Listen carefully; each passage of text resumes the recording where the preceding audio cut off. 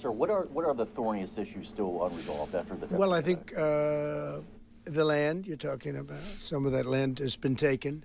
Some of that land is maybe up for grabs, but it may be taken over the next period of a number of months. And are you better off making a deal now? Look, let me tell you, they have been very brave. They fought very hard and continue to fight very hard and do tremendous damage. But Russia would like to see it end, and Ukraine would like to see it. And I think it's time to end. And a lot of very brave people, a lot of people that are dead right now, unfortunately, because I've said, and nobody's disputed it, that if the election weren't rigged and stolen, 2020, you wouldn't have had this war. It would have never happened. And it didn't happen for 4 years. Never was even thought to happen. What's up, everyone? Welcome to the video. Today I'm doing a reaction to a couple of news clips here concerning Trump's meeting with Zelensky, the president of Ukraine.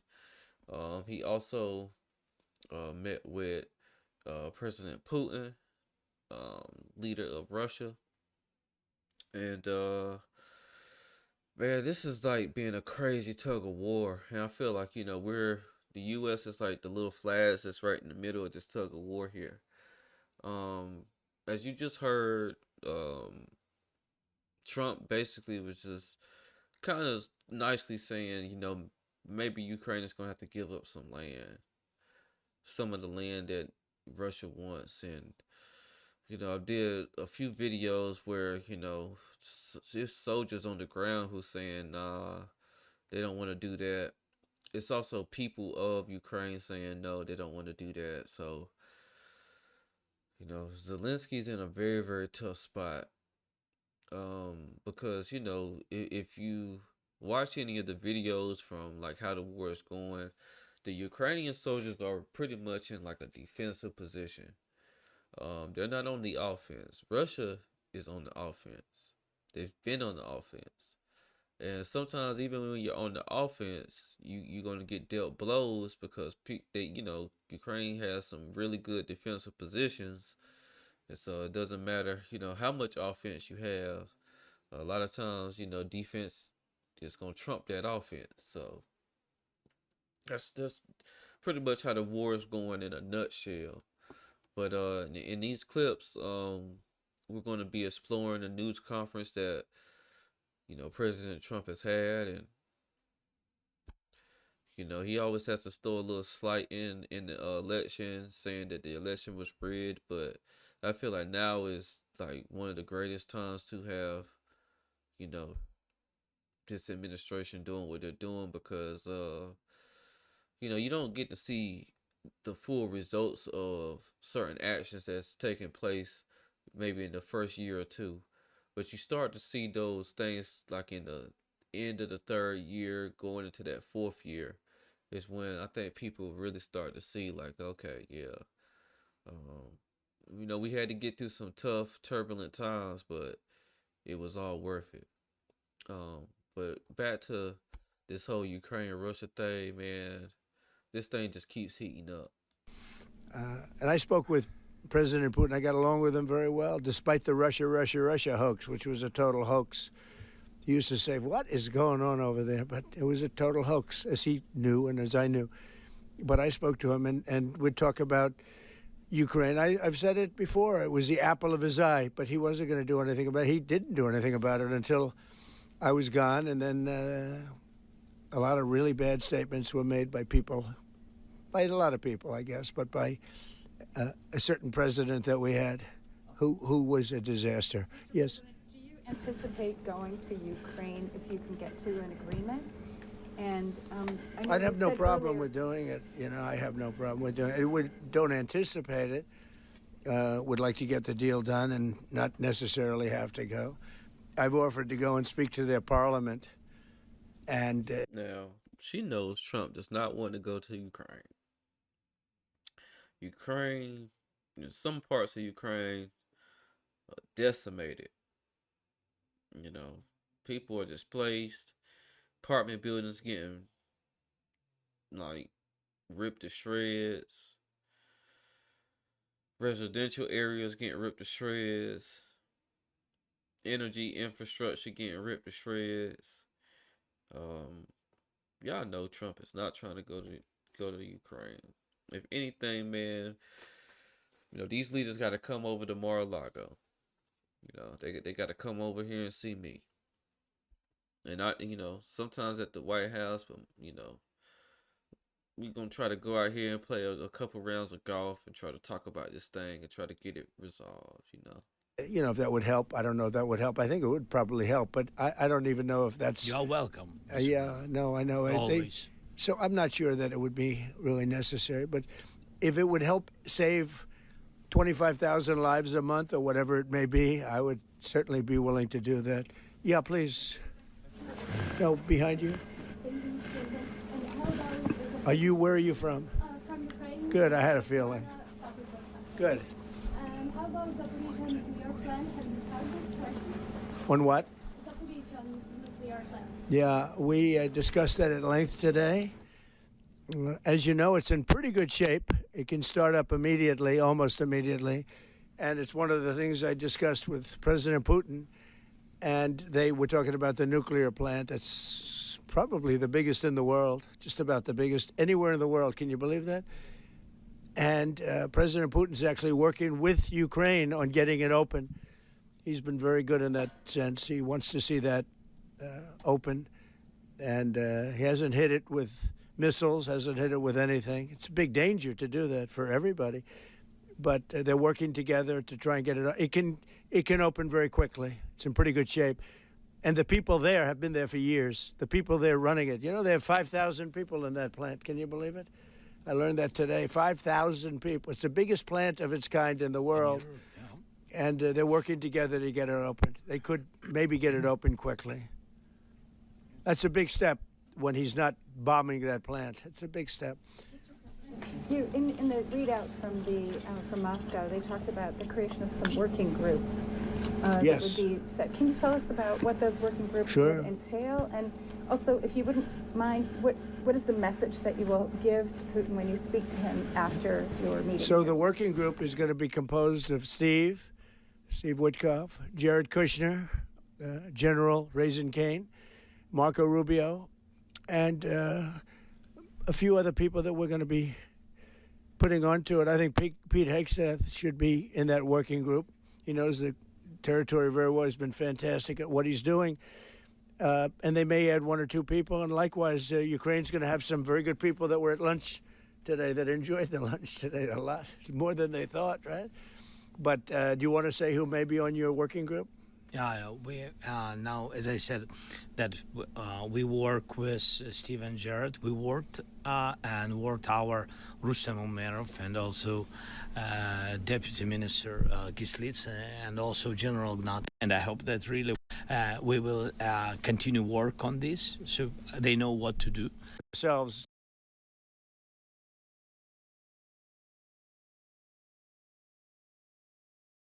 Just hours from now, he is set to sit down with Israeli Prime Minister Benjamin Netanyahu at Mar-a-Lago. The two of them set to talk about fresh tensions with Iran, as well as advancing the peace plan in Gaza. Yeah, and as for Trump's meeting with Zelensky, the president says Russia and Ukraine could be very close to securing a peace deal. I believe it's a war that we have two willing parties, we have two willing countries. They want to see it end. Look, the people of Ukraine want it to end, and the people of Russia want it to end, and the two leaders want it to end. Yeah, I definitely feel like the people of Ukraine want this whole thing to end. Sad part is, man, they may have to give up some of their land in order for it to truly end. It just seems that that's the main thing that Putin wants is a piece of land. Let's see if we can get another perspective here. Let's see. Yeah. CIA station chief and Fox News contributor Dan Hoffman, thank you so much for joining us here on the cusp of a new year. Still no peace in Ukraine. and really significant attacks by Russia, even as these meetings, just right before these meetings began at Mar-a-Lago, major missile barrages and drone attacks there in Kyiv. 1 person killed, 20 people reported injured. So this goes on. There doesn't seem to be much of a pause from Russia's standpoint. And a key sticking point Madison was highlighting, as well as the leaders highlighting, is this Donbass region. Take a listen. This is President Trump. The word agreed is too strong. I would say not agreed, but we're getting closer to an agreement on that, and that's a big issue, certainly. That's one of the big issues, and I think we're closer than we were probably it's unresolved, but it's getting a lot closer. That's a very tough issue, but one that I think will get resolved. Perhaps one of the reasons it's so tough, as Volodymyr Zelenskiy points out, is that he would need to have a referendum that the people might vote and have a say on this specific issue. Your thoughts on where things stand in this sticking point? Yeah, listen, I'm a little more pessimistic. And look, I spent decades of my career trying to see the world through the twisted KGB eyes of Vladimir Putin. And frankly, I think we're a long ways off from peace. Ukraine has been the victim of Russian military aggression going back to 2014 when Russia illegally annexed Crimea. And yes, we can have these sideshow discussions about Donbass and demilitarized zone, but it doesn't change the fact that Vladimir Putin's strategic objective has been, since the beginning, to overthrow the democratically elected government of Ukraine and install a puppet regime.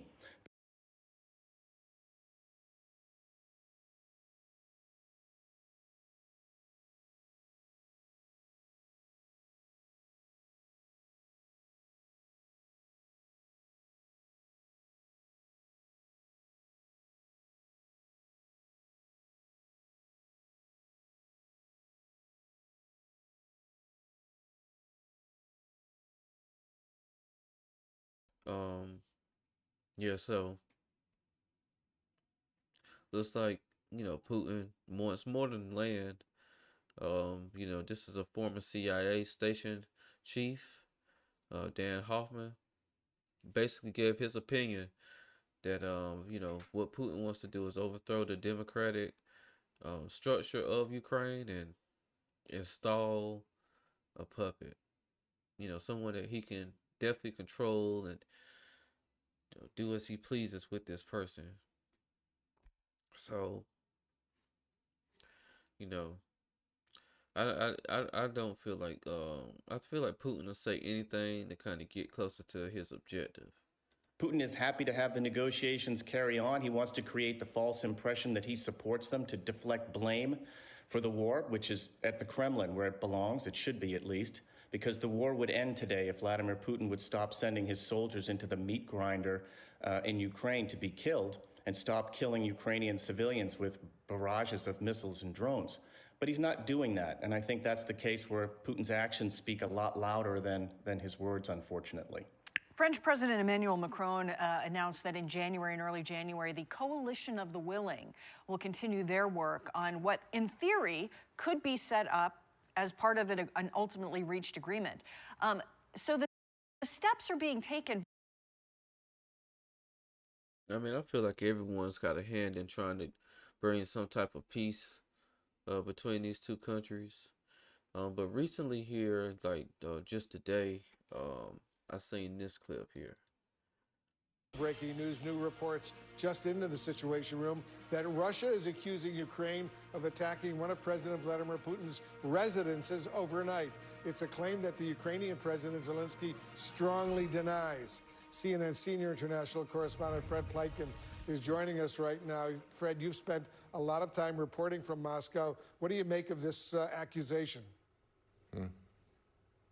Yeah, it came from the Russian Foreign Minister Sergei Lavrov, Wolf, I would say about an hour, maybe a little bit more before or ago. And this was a press conference from Sergei Lavrov with some audio where he accused the Ukrainians of attacking a residence of Vladimir Putin in the Novgorod region, which is fairly close to Moscow. Now, the Russians are saying that 91 UAVs, drones, were used in this attack, that these drones were shot down, and that there are no reports of casualties. Now, the Russians, of course, irate about all of this. Sergei Lavrov, the Russian foreign minister, Wolf, coming out and saying that the Russians are going to have to rethink their negotiating position, accusing the Ukrainians of terrorism. And the Ukrainians themselves, by the way, also very quick to react to all of this. In fact, Volodymyr Zelensky, the president of Ukraine, denying that the Ukrainians attacked this residence, claiming that the Russians are trying to stoke discord between the United States and Ukraine. Of course, right after that very important meeting took place between Ukraine's President Volodymyr Zelensky and President Donald Trump in Mar-a-Lago yesterday. So the Ukrainians unequivocally saying that they did not attack Vladimir Putin's residence, whereas the Russians are saying that this did happen, that they are going to rethink their negotiating position vis-a-vis the Ukrainians and trying to end the conflict in Ukraine because of this attack. Well, Yeah, so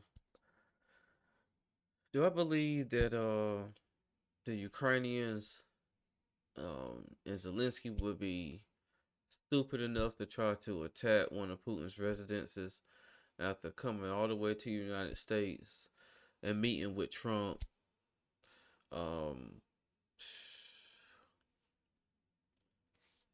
I honestly can't say I think that that they would do something like that. Even though they just took, I don't think they taken any type of responsibility for the car bomb that blew up the Russian general. But we obviously know Russia did strike in Ukraine and put holes in, those latest strikes that happened with the drones and the projectiles that hit the, residence areas. Russia's definitely owned up to that. But do I think after coming to the United States and meeting with Trump that the Ukraine side is stupid enough to do anything that would set them back in negotiations? I don't think so. Do I think Russia is definitely trying to be able to change their stance and in their position in the negotiations? Yeah, because Russia always wants to make sure that they're going to get the best out of the whole deal. Because if Russia was looking for a 50-50 deal, the war would be over right now. But Russia wants to feel like they, have gotten something from this whole war and losing as many troops as they have lost. And at the end of the day, Putin seems like the type of person that's steadfast on getting exactly what he wants. That's just my opinion. But I'm gonna go ahead and close this video out. It's so much that we can dive into with this, and hopefully when I start doing live streams, that like I can just take deeper dives into it and like bring up a lot of the information that I'll be researching and stuff like that, and get a lot of other people's like opinions on it, like like people like Myron and people who really follow this type of stuff and really have a lot of great knowledge as far as these type of things, as far as what each country wants and the reasons why certain things are happening, and what are going to be the consequences and the after effects of certain things happening. But again, I feel like Ukraine did a drone attack. That would be so stupid. That would be one of the stupidest things they could do at this point. Especially after coming all the way to the United States and meeting with Trump, and Trump's trying to be the middle ground between both these two countries. So, but if you like my content, make sure you like, comment, and subscribe to my channel. This is Justin Paul. Peace.